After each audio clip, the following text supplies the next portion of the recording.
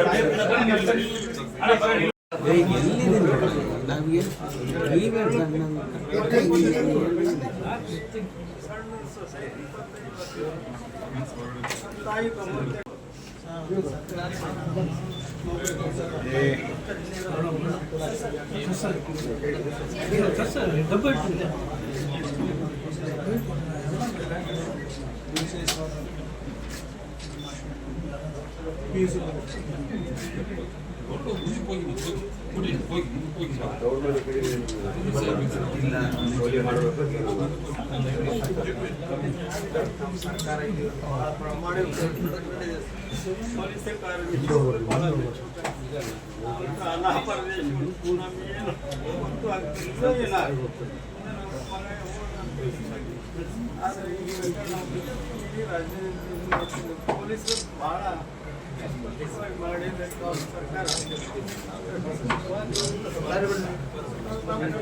ನಮಗೆ ಅಹಿಂಸೆ ಕೊಟ್ಟು ಚಿತ್ರ ಬರುತ್ತೆ ಸರ್. ಬಾಡಿ ನೋಡಿದ್ರಂತೂ ಒಂದು ಪಾರ್ಟ್ ನೋಡುದಿಲ್ಲ ಸರ್.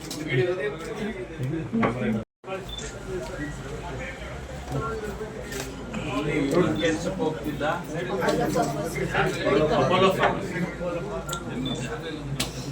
6 ವರ್ಷದಿಂದ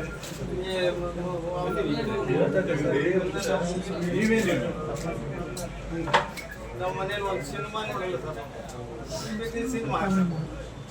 ಸಿನಿಮಾ ಥಿಯೇಟ್ರ್ ಹೋಗೋದು 40 ವರ್ಷ ಆದರೆ ನನ್ನ ಮಗ ಯಾಕೆ ಶೋಲೆ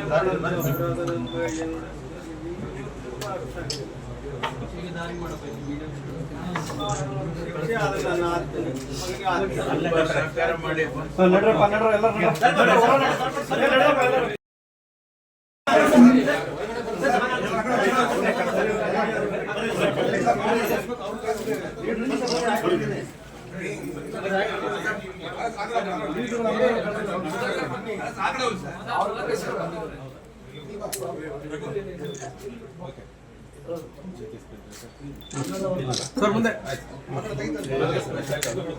ಸರ್ ಮುಂದೆ ಮುಂದೆ ಸರ್ ಮುಂದೆ ಸರ್ ಹೋಗಿದೆ. ಆದರೆ ರಾಜಕೀಯ ಮಾಡ್ತಕ್ಕಂಥದ್ದು ಸಲ್ಲದು ಅಂತ ಅನ್ನುವಂಥ ಮಾತನ್ನು ಈ ಸಂದರ್ಭದಲ್ಲಿ ಹೇಳಲೇಬೇಕಾಗ್ತದೆ. ಯಾಕೆಂದರೆ ನಾವು ಎಲ್ಲದಕ್ಕೂ ರಾಜಕೀಯದ ದೃಷ್ಟಿಕೋನದಿಂದ ನೋಡಬಾರ್ದು. ಕಾನೂನಿದೆ, ಕಾನೂನು ಕ್ರಮ ತಗೊಳ್ಳುತ್ತೆ.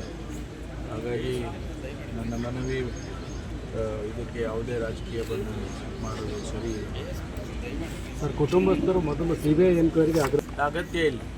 ಅವು ಈಗಾಗಲೇ ಅವರು ಯಾರು ಈ ಪ್ರಕರಣದಲ್ಲಿ ಭಾಗಿಗಳಾಗಿದ್ದಾರೆ ಅನ್ನೋದ್ರ ಬಗ್ಗೆ ಗಮನ ಹರಿಸಿ ಇಮಿಡಿಯೇಟಾಗಿ ಆ್ಯಕ್ಷನ್ ತೊಗೊಂಡಿದ್ದೀವಿ.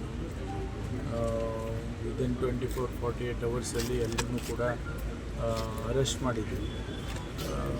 ತನಿಖೆ ಇನ್ನೂ ನಡೀತಾ ಇದೆ. ಈ ಸಂದರ್ಭದಲ್ಲಿ ಅದು ನಮ್ಮ ಪೊಲೀಸ್ನವರು ಭಾಳ ಚೆನ್ನಾಗಿ ಕೆಲಸ ಮಾಡಿದ್ದಾರೆ. ಯಾವುದೇ ಒತ್ತಡಕ್ಕೆ ಒಳಗಾಗದೆ ಅವರು ಕೆಲಸ ಮಾಡಿದ್ದಾರೆ.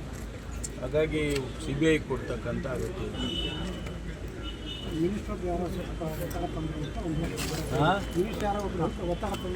ಯಾರಿಗೆ ಒತ್ತಡ ತಂದರು ಅಂಥದ್ದು ಯಾವುದೂ ನಡೆಯಿಲ್ಲ. ಯಾವ ಮಿನಿಸ್ಟ್ರು ಇದರಲ್ಲಿ ಭಾಗಿಗಳಾಗಿಲ್ಲ.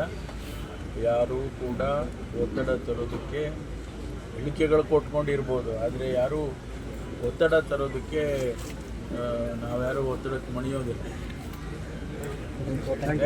ರೇಣುಕಾ ಸ್ವಾಮಿ ಅವರೇನು ತೀರ್ಕೊಂಡಿದ್ದಾರೆ,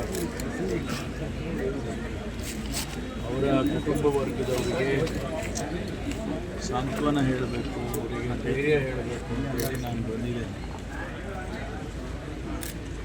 ಇದು ಭಾಳ ನಮಗೆಲ್ರಿಗೂ ಕೂಡ ಭಾಳ ಅವರ ತಂದೆ ತಾಯಿಗೆ ಅಷ್ಟೇ ಅಲ್ಲ, ನಮಗೂ ಕೂಡ ಭಾಳ ನೋವಾಗ್ತಕ್ಕಂಥ ರೀತಿಯಲ್ಲಿ ಈ ಪ್ರಕರಣ ನಡೆದಿದೆ. ಸರ್ಕಾರ ಯಾವುದೇ ಮುಲಾಜಿಲ್ಲದೆ, ಯಾವುದೇ ಒತ್ತಡಕ್ಕೆ ಒಳಗಾಗದೆ ತನಿಖೆಯನ್ನು ಮಾಡ್ತಾ ಇದೆ. ಈಗಾಗಲೇ ಸುಮಾರು 17 ಜನ ಅರೆಸ್ಟ್ ಮಾಡಿದ್ದಾರೆ. ಅವರನ್ನೆಲ್ಲ ತನಿಖೆಗೆ ಒಳಪಡಿಸಿದ್ದಾರೆ. ಅದರಿಂದ ಮಾಹಿತಿಗಳನ್ನು ಕಲೆ ಹಾಕ್ತಾ ಇದ್ದಾರೆ. ಅದು ಒಂದು ಭಾಗ. ಇನ್ನೊಂದು, ಆ ಕುಟುಂಬದವರಿಗೆ ವಿಶೇಷವಾಗಿ